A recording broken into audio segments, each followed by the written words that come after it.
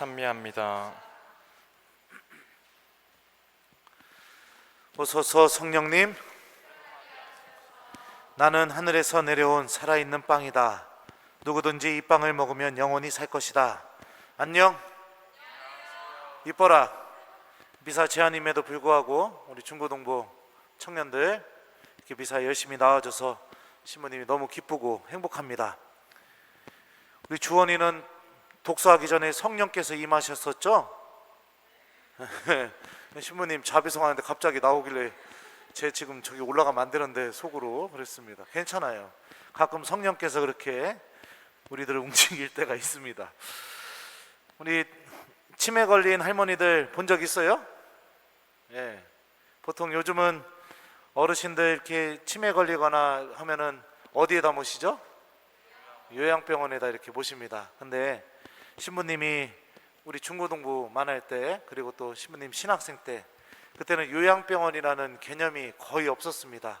그리고 신부님이 살았던 그 촌에는 요양병원을 뭐 이렇게 본 적도 없고 그런 병원 자체가 있는지도 몰랐었죠. 그래서 보통 치매에 걸리던 연로하시던 집에서 부모님을 이렇게 모시는 게 보통이었습니다. 신부님 할머니도 굉장히 오랜 시간 동안 치매를 이렇게 앓다가 이렇게 돌아가셨어요. 그래서 할머니 때문에 해프닝이 굉장히 많이 있습니다. 그러니까 할머니가 봤을 때 값지다고 느껴지는 거, 중요하다고 느껴지는 거, 소중하다고 느껴지는 거는 전부 다 집안에 있는 것들 중에요, 다 가져다가 할머니 옷장에다가 다 이렇게 넣어놓고 이렇게 지냈었습니다. 그래서 신부님 교과서도 찾아봐 갖고 없으면 할머니 옷장 가면 옷장에 들어있고, 냄비도 들어있고, 신발도 들어있고, 이런 일들이 이렇게 비일비재했죠. 그 옷장 문은 신부님밖에 열 수가 없었습니다. 왜냐하면 할머니가 신부님만 사랑해가지고 신부님만 옷장 문 열게 하고 다른 가족들은 열려고 하면은 막 역정을 부리고 난리가 난 적이 있었어요. 또 한 번이 아니죠. 자주 그런 일이 있었죠. 갑자기 할머니가 사라진 겁니다. 그래서 가족들이 온 동네를 다 찾아가지고 할머니를 이렇게 찾아다녔었는데, 나중에 알고 보니까 어디에 있었냐면 신부님 집, 보통 집 위에 물탱크 이렇게 크게, 옛날 집은 물탱크를 보관하는 큰 이렇게 탱크가 있는 창고가 있는데 그 창고 안에 앉아 계시는 겁니다. 그래서 문 열었더니 누구세요? 이러는 거예요. 우리 집에 오셨어요? 네. 그래서 그 내려가자고 하면 또 역정을 부리시고 난리를 부리고, 그러면 이제 어머니가 저보고 올라오라고, 할머니 저 위에 있으니까 빨리 모시고 내려오라고, 제가 가면은 또 할머니가 이렇게 따라서 내려오고 그랬던 적이 많이 있죠. 여러 가지 해프닝들이 있었어요. 근데 할머니께서 한 달에 한 번 정신이 돌아오시는 날이 있습니다. 한 달에 한 번 아주 맑은 정신으로 대화도 가능하고 정신이 말짱한 그런 날이 있어요. 그날이 언제일까요? 네?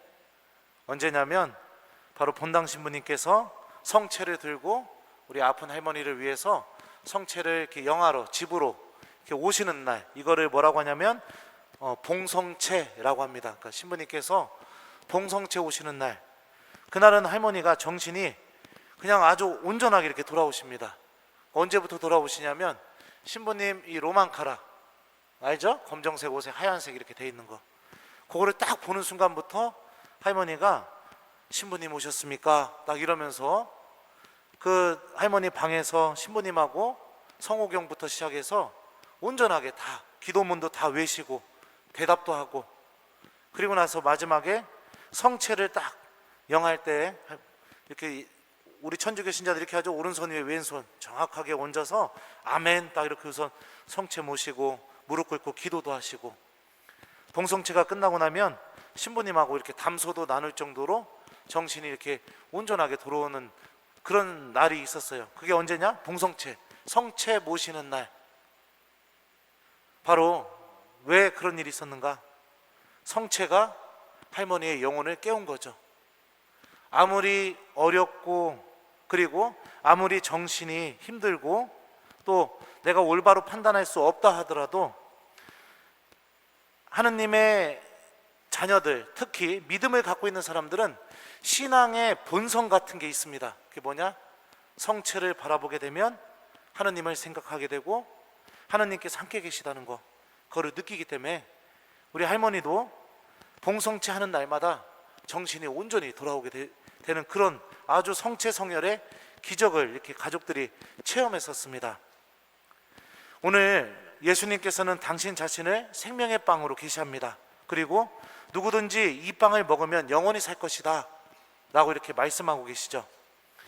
예수님께서 생명을 주시는 하느님, 우리를 살리시는 분, 우리가 어둠 속에 놓이지 않게 하시는 분, 죽음도 그 예수님의 그 생명의 은총을 짓누를 수 없고 막을 수 없다. 이게 바로 성체 안에 담겨져 있는 하느님의 은총입니다. 우리가 성체를 자주 모시고 성체 안에 머무르고 또 성체 안에 살아계시는 예수님께 자꾸 기도하면 기도할수록 우리들의 마음 안에서는 어떤 일이 생기는가? 우리 신부님이 얘기해준 할머니처럼 내가 정신이 온전하지 못한 그 상황에도 성체를 바라보게 되면 하느님께 기도하는 신앙인, 하느님을 만나고 체험하는 신앙인, 그런 신앙인이 분명히 될 수가 있을 겁니다. 오늘 일독서에 보면 엘리야는요, 자기가 좌절 속에 빠져가지고 하느님한테 이렇게 얘기합니다. 주님, 이것으로 충분하니 저의 목숨을 거두어 주십시오. 이렇게 기도합니다. 왜 이런 기도를 했냐면, 우리 친구들은 성경을 잘 안 읽어보니까 모르겠죠. 하느님을 믿지 않는 예언자들과 하느님의 예언자 엘리야, 딱 그렇게 해갖고 가르멜 산에서 서로 한판 붙습니다. 어떤 신이 참된 신인가, 이렇게 해서 11개 나오는데요, 그것까지 얘기하자면 너무 강론이 길어지니까 아무튼 그래가지고 하느님만이 참된 신이라는 게 드러나게 됩니다. 하느님이라는 게. 그래갖고 사람들이 엘리야를 통해서 하느님을 막 믿으려고 하니까 어떤 일이 벌어지느냐, 그때 당시에 왕과 왕비가 엘리야를 죽이려고 합니다. 왜냐하면 그 왕과 왕비는 하느님을 믿는 사람이 아니라 바알이라는 그 거짓 예언자들이 믿는 그 우상을 믿는 왕과 왕비였기 때문에 그렇습니다. 그래서 하느님의 말씀대로 하느님을 잘 드러냈음에도 불구하고 결과적으로 어떤 일이 주어졌느냐, 왕과 왕비가 나를 죽이려고 해서 엘리야는 좌절 속에 빠지게 됩니다. 그런 좌절 속에 빠진 엘리야에게 하느님께서 어떻게 하시는가? 천사들을 보내셔서 계속해서 먹을 것을 주시죠. 그리고 기운을 차리게 하고, 그리고 나서 하느님께서 마련해 주신 그 음식을 먹은 힘으로 오늘 일독서는 이렇게 합니다. 그는 밤낮으로 40일을 걸어 하느님의 산 호렙에 이르렀다 라고 이렇게 얘기하죠.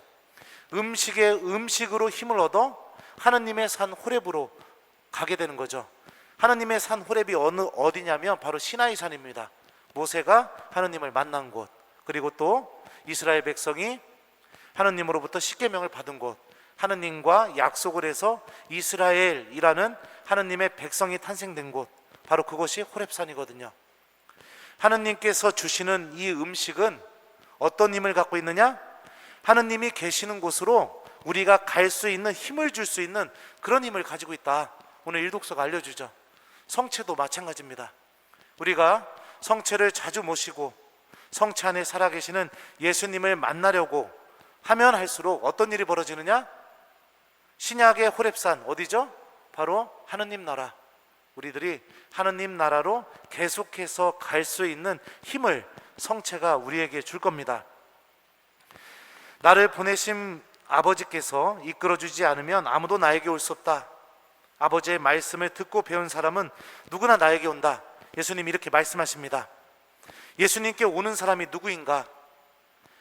성체를 받아 모시고 성체 안에서 살아계시는 예수님을 만나고 예수님께서 주시는 생명을 얻는 사람이 누구인가 알려주죠. 바로 하느님의 말씀을 듣고 배운 사람, 그 사람들만이 정말로 생명의 빵이신 예수님께 오는 사람들이고, 예수님께서는 그 사람들을 반드시 살릴 것이다. 설사 죽음을 맞이한다 하더라도 예수님께서 부활하셨던 것처럼 그 사람들을 부활시켜 하느님 나라로 반드시 데려갈 것이다 라고 이렇게 오늘 약속의 말씀을 해줍니다. 여러분들 미사 때마다 성체 모십니다. 그렇게 수만 번, 수천 번 성체를 모셨음에도 불구하고 그 성체 안에 살아계시는 예수님을 만약에 내가 느껴보지 못했다면, 만나보지 못했다면, 그냥 성체 모시고 나서 아무 느낌 없이 그냥 내가 하고 싶은 기도만 그냥 하고 그걸로 끝났다면 무엇이 문제인가?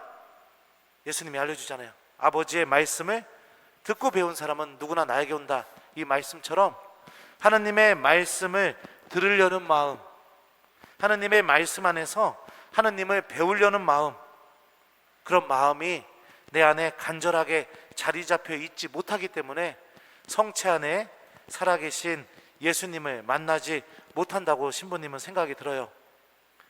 미사가 만약에 따분하다면, 기도하는 게 너무나 따분하다면, 내가 왜 성당에 다녀야 되는지 그 이유도 모르겠는데 엄마가 가라고 해서 어쩔 수 없이 성당에 온다면, 그냥 여기에 오는 게 하나의 삶의 습관이고 관례처럼 되어버렸다면, 여러분들 한번 진지하게 나는 어떤 모습으로, 어떤 마음으로 예수님께 오고 있는가 한번 내 자신도 살펴봤으면 좋겠습니다.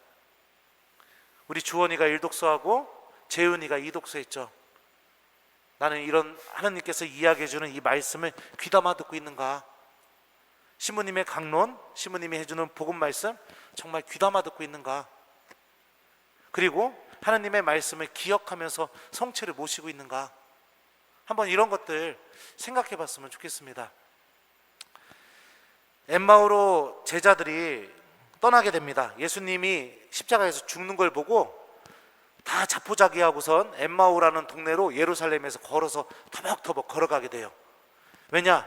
제자들은 예수님을 믿었거든요. 그래서 직장도 버렸습니다. 집도 버렸습니다. 다 버리고 예수님만 쫓아다니면서 예루살렘까지 왔어요. 그러니까 예를 들면 우리 친구들이 신부님을 믿어가지고 신부님이 가는 곳에 다 따라온 거예요. 엄마 아빠 막 다 버리고선. 그리고 온 거예요.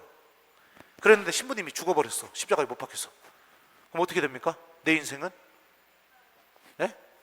나 완전히 세됐어 이거죠? 미안합니다. 제자들이 그랬습니다. 그래서 나는 망했구나.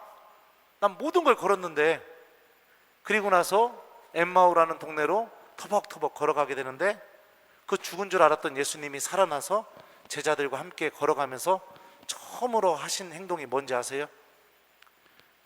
율법과 예언서, 그러니까 성경 전체에 걸쳐서 예수님에게 관련된 말씀을 제자들에게 들려주게 됩니다. 그리고 제자들은 그 성경 말씀을 들으면서 가슴 속에서 하나님의 말씀이 타오르는 체험을 하게 됩니다. 그리고 나서 예수님이 빵을 이렇게 딱 쪼개는 순간 어떻게 되느냐? 예수님이 부활하셨다는 것을 알아보게 됩니다. 이게 무엇을 얘기해 주는 것 같아요? 하나님의 말씀을 미사 때 귀담아 들어야 된다는 겁니다. 똑같은 일이 이 미사 안에서 벌어지게 됩니다. 그죠? 구약부터 신약 성경에 걸쳐서 예수님의 성경 전체에 걸쳐서 예수님에게 관련된 말씀들이 우리가 독서자와 신부님의 입을 통해서 들려지게 되죠. 그리고 이걸 귀담아 들으면 하느님께서 어떻게 하느냐? 그 말씀이 내 안에서 불타오르게 합니다. 그리고 나서 신부님이 어떻게 합니까? 성체를 쪼개죠. 그죠? 쪼개는 순간 나도 살아계신 예수님을 성체 안에서 만날 수 있다. 그래서 예수님께서는 아버지의 말씀을 듣고 배운 사람은 누구나 나에게 온다 라고 이렇게 말씀하시는 것 같아요. 치매 걸린 할머니도 온전한 정신이 돌아오게 하는 힘을 갖고 있는 성체, 기도할 줄 모르고 좌절 속에 빠져 있는 이도 성호경을 긋게 만드는 성체, 죽음을 앞둔 이들도 병자성사를 통해서 죽음이 두려움의 대상이 아니라 이제 하느님을 만나러 가는 희망의 순간이라고 그렇게 믿게 만드는 성체, 신부님이 신부님으로서 살아오면서 이 성체 성사를 통해서 얻게 된 그런 하느님의 신비들입니다. 직접 체험했어요. 이런 놀라운 힘이 담겨져 있는 성체, 여러분들이 매일 모시는 그 성체, 그 성체 안에서 성경이 고백하고 있고 신부님이 신부님으로 살아가면서 느꼈던 그 성체 성사의 신비를 우리 중고등부 친구들도 청년들도 체험해 봤으면 좋겠습니다. 그 시작은 예수님 말씀처럼 하나님의 말씀을 듣는 마음, 귀담아 들으려고 하는 마음, 거기에 결정이 되어 있습니다. 그러니까 일독서 딱 시작하는 순간 앉아가지고 에휴 이러고 앉아있으면 성체는 나에게 오지만 살아계신 예수님께로 내가 가는 사람은 아닌 겁니다. 마음을 열고 우리 한번 다음 미사 때부터는 귀를 쫑긋 세우고 하느님 말씀을 잘 한번 들어보고 성체를 한번 영해봤으면 좋겠어요. 그렇게 했는데도 아무것도 느낌이 없다 하면 나한테 오세요. 네, 문화상품권 한 잔 줄게요. 그래요. 우리 중고등부 친구들 이 어려운 시기에도 신부님과 함께 이렇게 미사해주고 이 자리에 함께 있어줘서 감사합니다. 오늘 말씀이 우리에게 알려주는 대로 성체가 생명의 빵이고 그 생명의 빵 안에 살아계신 예수님, 우리들도 이 성체 성사를 통해서 미사를 통해서 그런 예수님을 만날 수 있는 그분의 자녀가 될 수 있는 은총을 청하면서 이 미사를 봉헌해 봤으면 좋겠습니다. 이따 미사 때 성체 모실 때 마음속으로 우리 친구들 신부님이 그리스도의 몸 하면 아멘 하고 성체 받아 모시잖아요. 그때 마음속으로 나는 하늘에서 내려온 살아있는 빵이다, 이렇게 좀 예수님 말씀 기억하면서 성체를 한번 영해 봤으면 좋겠습니다. 나는 하늘에서 내려온 살아있는 빵이다. 누구든지 이 빵을 먹으면 영원히 살 것이다. 아멘. 아멘.